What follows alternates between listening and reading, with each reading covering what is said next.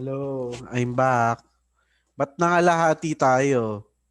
Nawala yung 20.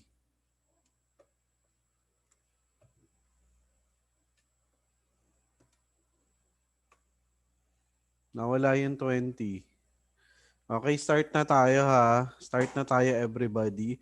Andiyan ba si Joel Makadangdang? Makadangdang? Jericho? Jericho Makadangdang? Jericho? Jericho Makadangdang? Hindi ba ako naririnig, Jericho? Sir, bakit po, sir? Taga saan kayo, iho? San Andres po, sir. San Andres. Anong pangalan ng mami mo? Jesse Rose po. Ano? Jesse Rose. Jessie Rose? Opo. Hindi Georgel? Hindi Georgel? Hindi po. Okay. Kapatid mo ba si Joel Makadangdang? Opo, sir. Kapatid mo? Sino mas matanda? Ako po, sir. Okay, sige. Okay. Jean? Jean, Sir, ikaw nang bahala sa attendance ha. okay po.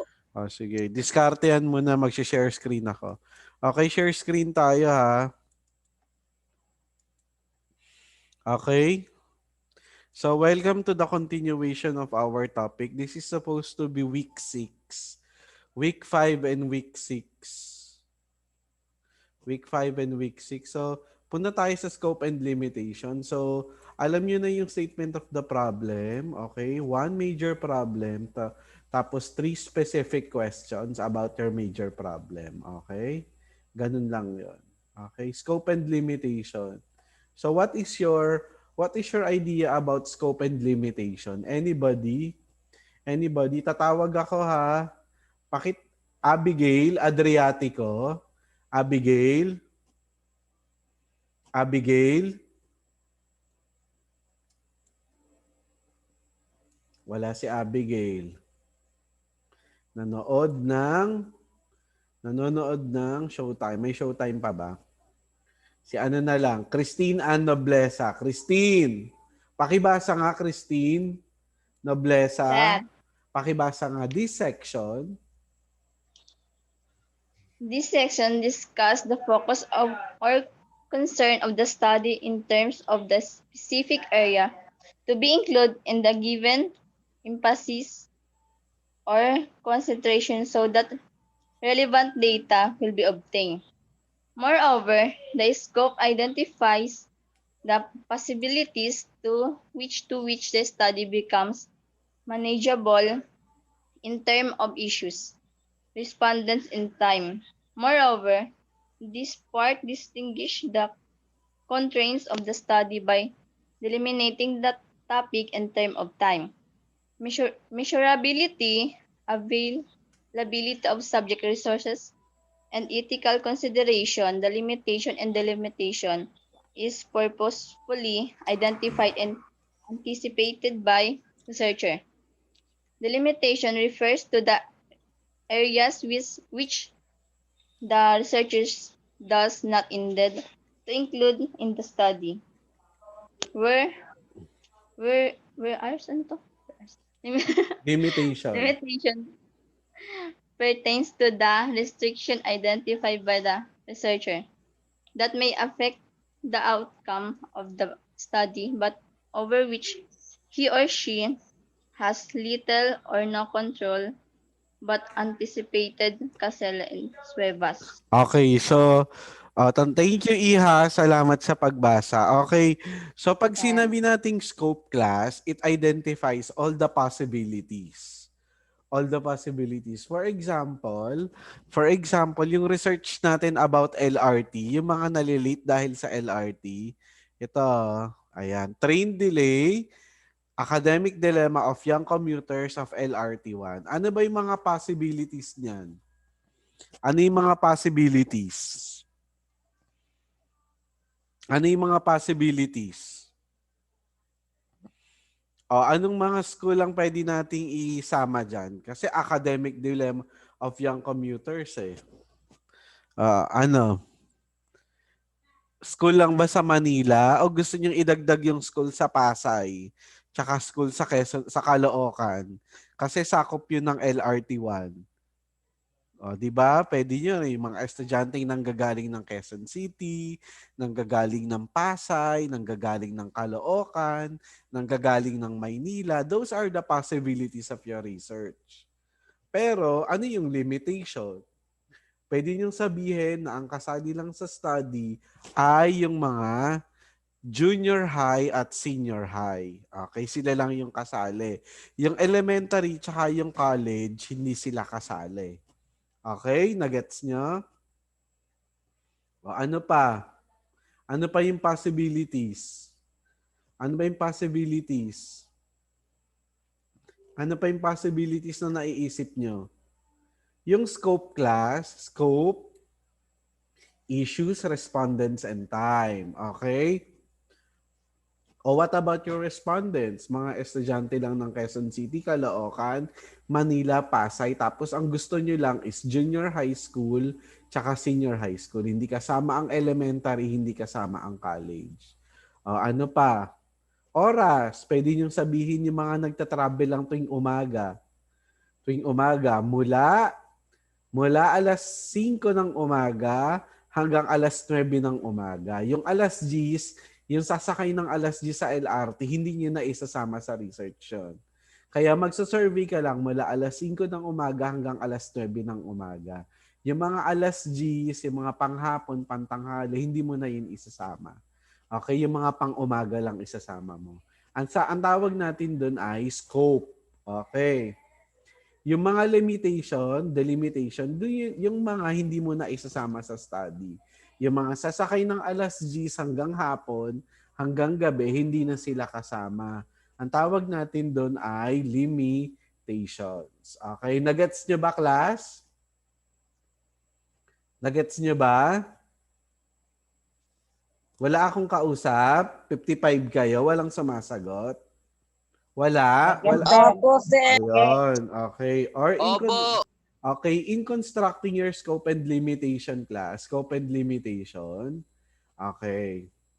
This is the format. Okay, pakibasa nga. I will call somebody ha. I will call somebody. Angela Alamil. Angela.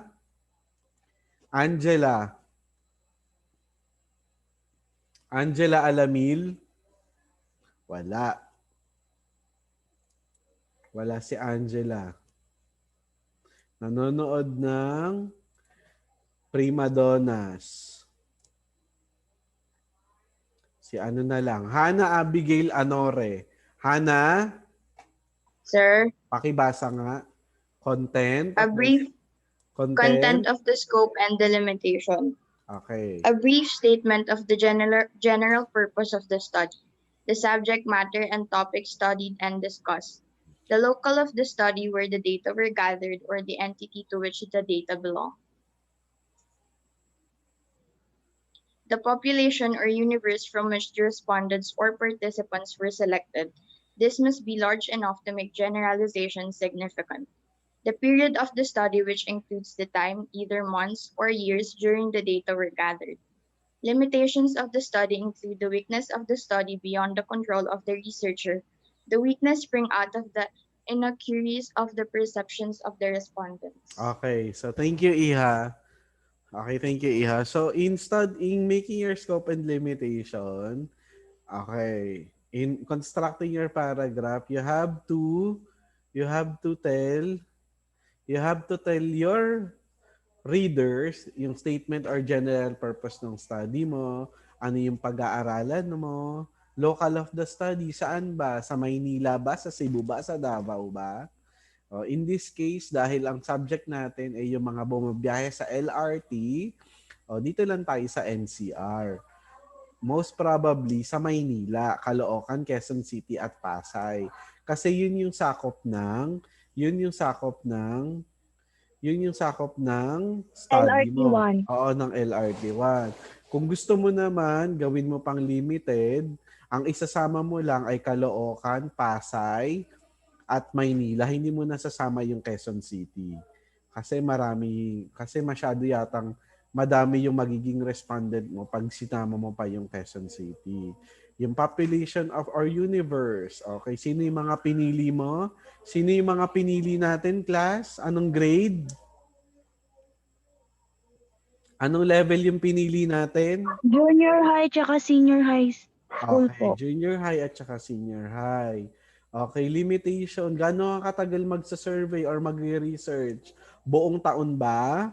Magpapakabayani ka, buong taon ka magsa-survey? Pwedeng isang buwan lang o kaya 2 linggo o kaya 3 linggo. Huwag naman isang araw. Ano makukuha mo sa isang araw? Oh. Huwag masyadong maigsi yung time frame. Huwag naman masyadong mahaba. Yung tama lang. Okay? O, kasama lahat yon sa limitation ng study.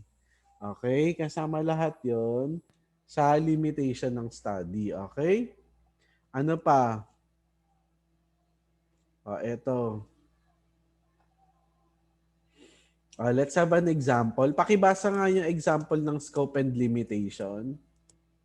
Daniela Santalices. Daniela, Sir, pakibasa nga yung example natin. This investigation. this investigation was conducted to determine the status of the teaching of science in the high schools of Province A as perceived by the teachers and students in science classes during the school year 1989 to 1990. The aspects looked into were the qualifications of teachers, their methods and strategies, facilities, forms of supervisory assistance, problems and proposed solutions Hmm. to problems. Okay, general purpose. Ituloy mo, Iha. General purpose to determine the status of the teaching of science. Subject matter the teaching of science. Topics, aspects studied. Qualifications of teachers, their methods and strategies, facilities, form of supervisory assistance, problems, and proposed solution to the problems. Population or universe, teachers and students. Locale of the study, high schools of Province A. Period of the study, school year 1989 to 1990. Okay. So, salamat, Iha. So, nakita niyo yung example, nakalagay yung purpose, yung topic, sino yung population mo, saan ka magre-research, saka gaano katagal. Ang tawag natin dyan, class, ay scope. Scope. Kung ano lang yung sakop. Okay? What about limitation? Pakibasa nga yung limitation. Tawag naman tayo ng ano.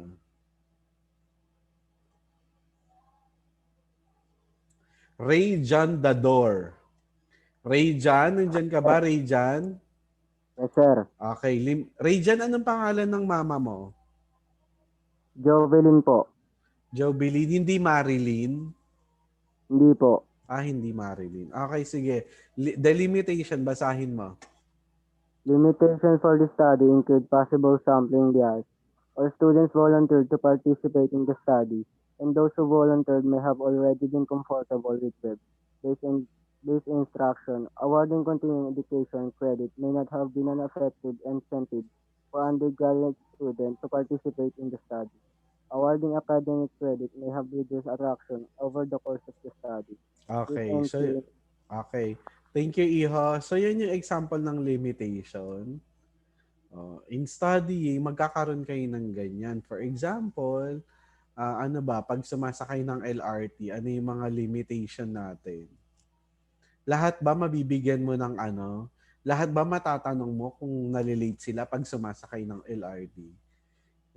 Yung iba, yung siguro yung mga ano, yung kasi magdalagay ka ng station pwede kang mag-start ng Monumento Station hanggang Central Terminal Station. Tingnan mo, mula Monumento hanggang bandang City Hall ng Maynila, ilan yung estudyante. Pwede mong sabihin yung umaabot ng Pasay, hindi mo na siya isasama. Hindi mo na siya isasama. Yung umaabot ng ano bang station sa Pasay? Buendia, EDSA, Libertad, Baclaran, hindi mo na yun masasama. Yun yung mga examples ng limitations natin. Nagigets ba, class? Nagigets yung lesson? Sagot nga. Opo. Opo. Yes, sir. Okay, let's proceed. After ng scope and limitation, meron tayong tinatawag na research benefits and beneficiaries. Okay, pakibasa nga. Research benefits and beneficiaries. Okay, I will call somebody ha. I will call somebody.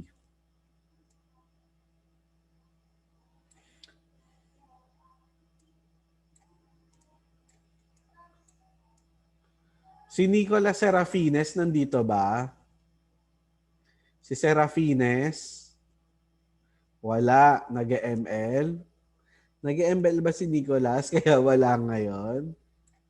Nicolas Serafines? Wala.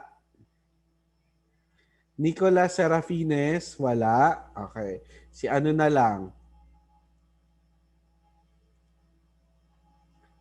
Rain Crizan de los Santos. Rain Crizan de los Santos. Sir. Pakibasa nga research. Ay, lalaki pala si Rain. Kala ko babae. Rain, pakibasa. Research benefits.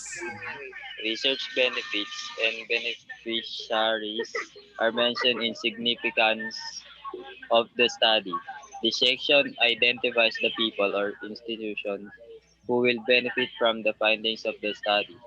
They may be directly involved in the education, such as students, instructors, curriculum developers, educators, administrators, or in the professions such as expert practitioners, personnel, and they may be members of community who have directly or indirectly experienced the problems such as individuals, their family, or even organizations and agencies. Further, this section indicates the specific benefits which will be gained from results of study.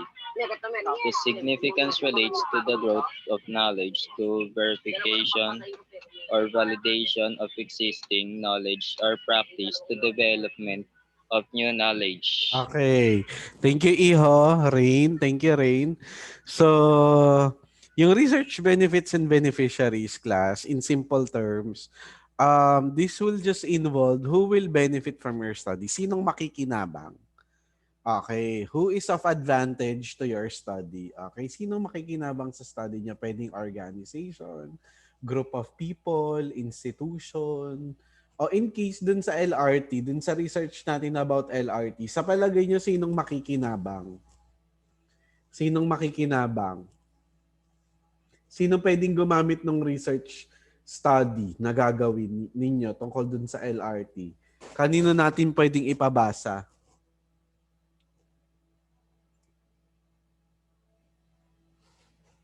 Wala.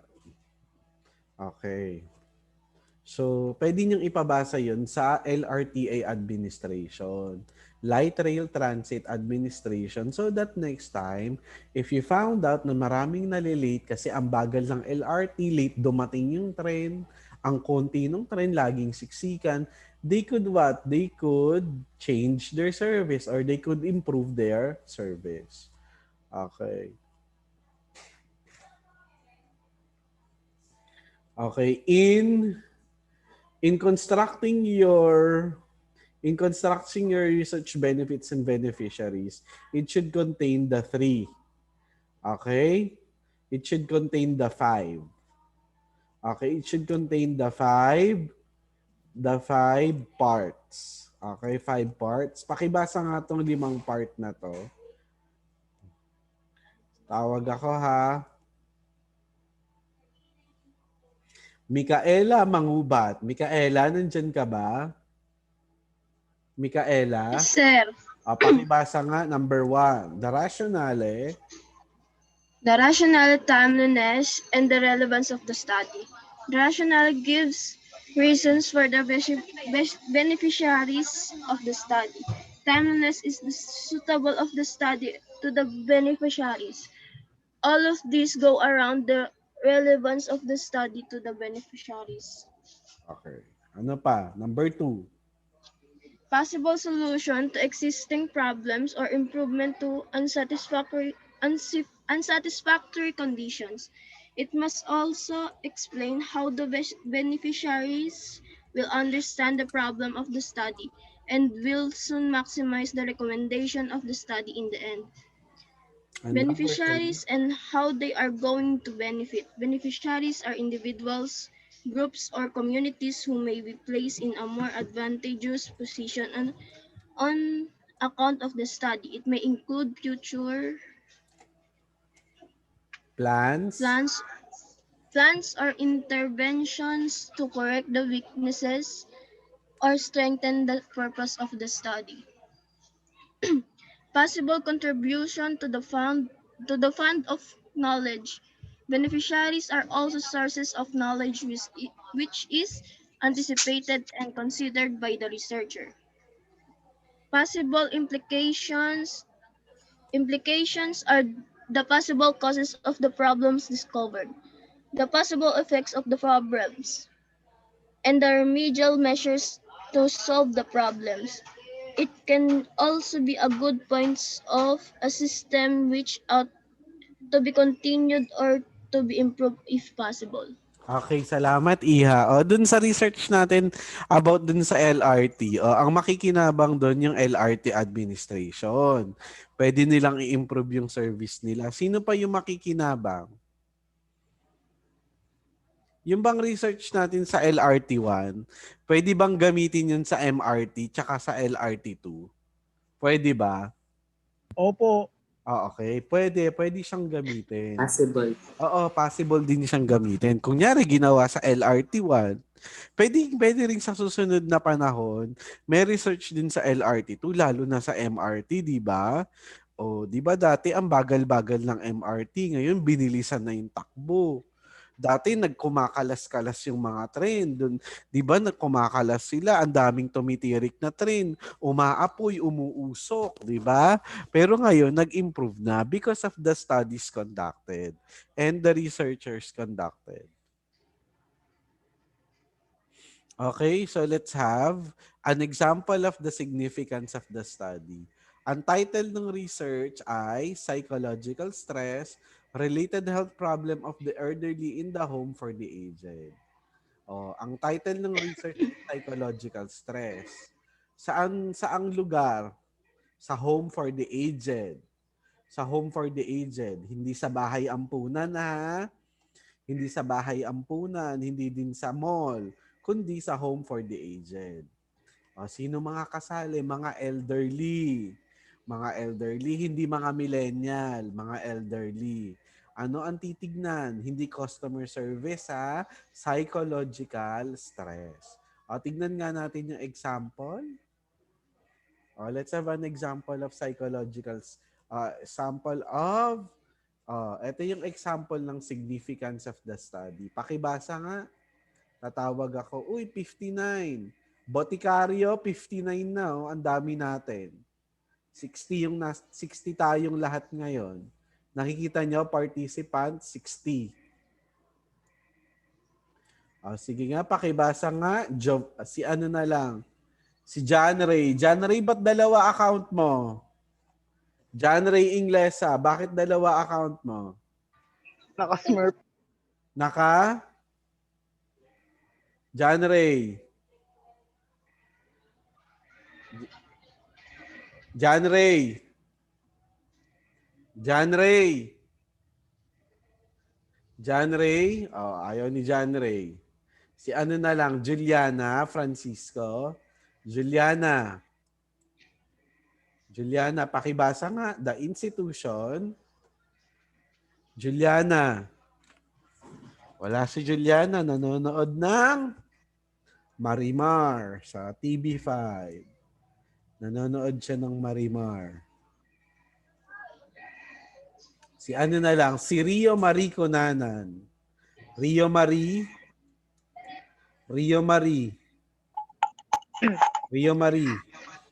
Sir, This study, the institution and other organizations can be informed of the causes of these health problems. They develop new programs that can help prevent health problems of the elderly. The elderly may trace the causes of their health problem and may determine if they themselves can contribute to its prevention, since they are the ones experiencing the health disorders. Number 3. Families of the elderly will be informed of the psychological sufferings and health problems the elderly experience after they were brought to institution. Future researchers will benefit from this study because they can get sufficient information that would qualify them to take bigger steps and conduct further on the subject. Okay, thank you, Iha. So this research will benefit the institution, number 1. Yung home for the aged. Number 2, magbe-benefit yung elderly, yung mga matatanda. Number 3, magbe-benefit yung pamilya ng mga matatanda. Tapos number 4 na magbe-benefit yung mga future researchers. Okay, mga future researchers. Nagets nyo ba yung ano? Nagets nyo ba yung ibig sabihin ng research benefits and beneficiaries? Sagot! Opo, sir. Okay, very good. Opo. Laging siya na lang yung sumasagot ng opo, sir, ha? Yung iba hindi sumasagot, ha? Baka nakakatulog na. O, inom muna Opo, ng sir. kape, tas bili ng maruya. May tinda ba sa kantong Banana Q? Tsaka maruya. O kaya maglugaw muna. Lugaw-lugaw. Tsaka tokwa. Okay, let's have an activity. Okay, I have here 6. 6. I have here 6. I have here 6.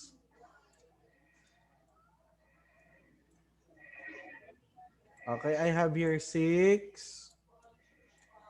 I have here 6. 6 parts. Sasabihin niyo lang kung research title, statement of the problem, scope and limitation, significance of the study. O, dali, bago tayo magtapos. Okay, dali. Sina? Number 1, sir, scope and Okay. delimitation. Sino to? Sino to nagsasalita? State your name, Iho. What's your name? Pakapak, sir. Pakapak. Okay, Mr. Pakapak. Number 1. Basahin mo. Scope and delimitation. Basahin mo. Possible solutions to existing problems or improvement to unsatisfactory conditions. Ano yan? Research Scope. title, problem, scope, significance. Scope and delimitation po. No, it's not scope. Hindi siya scope. I'll give you another try. Pili ka lang sa letter A or letter B.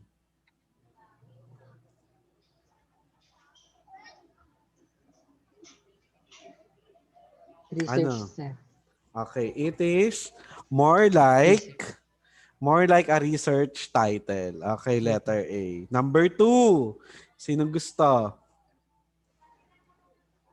Oh, Mr. Pakapak, ikaw uli. Number 2, bawi ka. This weakness spring out of the inaccuracies of the perceptions of the respondents. Weaknesses spring out on the inaccuracies of perception of the student. Pili ka lang between letter C or letter D. Ano? Weaknesses. D, sir. Weaknesses? Sa significance ba yun? Yung kahinaan ng Scope pala study yun, mo? sir. Okay, sa scope and limitation yun. Di ba sinabi ko? Scope and limitation? Scope and Nahilo lang, sir. limitation. Sorry. Number 3. Si Jean Alec. Jean Alec. Number 3. It must give precise answers that will determine the difference or relationship or implication of the variables under study. Ano yan? Sa palagay mo? It must give precise answer. It's more like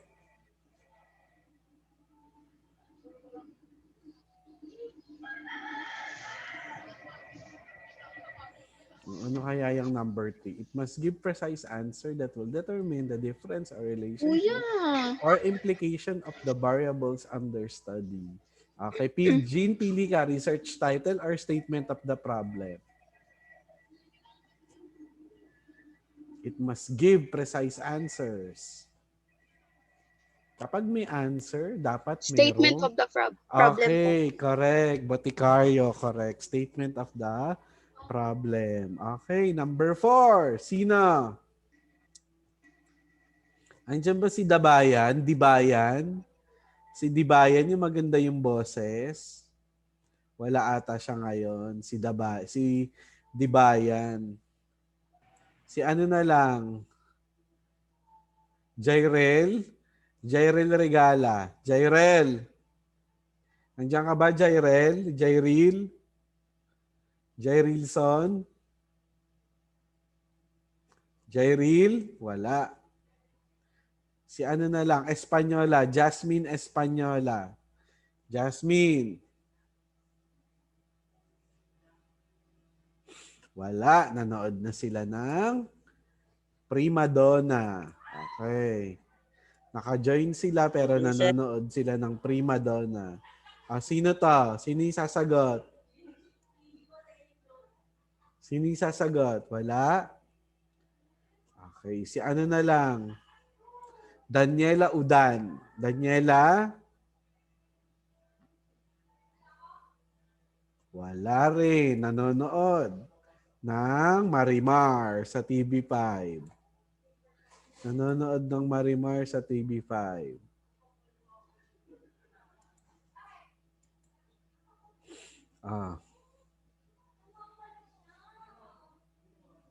Okay.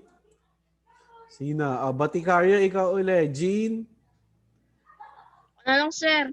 Number 4, Jean. Tapusin mo na. Number 4. It must also reflect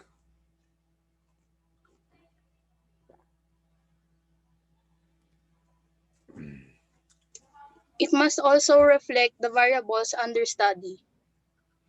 ano yon? Kapag variable. Research title. Okay, research title. Correct.